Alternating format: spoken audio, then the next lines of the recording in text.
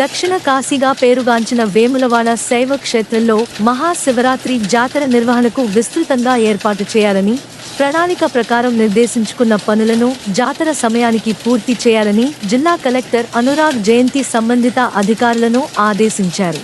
మంగళవారం జిల్లా కలెక్టర్ అనురాగ్ జయంతి వేములవాడలో మహాశివరాత్రి జాతర నిర్వహణకు చేయాల్సిన ఏర్పాట్లను సిరిసిల్ల ఎస్పీ అఖిల్ మహాజన్తో కలిసి క్షేత్రస్థాయిలో పరిశీలించారు.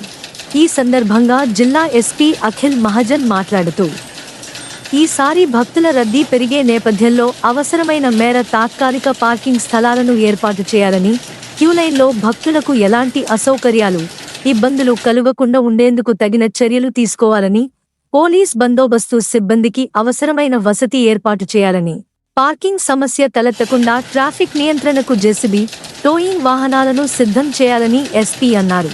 ఈ పర్యటనలో Vemulawada DSP Nagendrachari, town and country planning అధికారి అన్సారీ, మున్సిపల్ కమిషనర్ అన్వేష్, ఆలయ EE Rajesh, AEO Jayakumari, town CI Karunakar, ఆలయ సిబ్బంది, సంబంధిత అధికారులు తదితరులు పాల్గొన్నారు.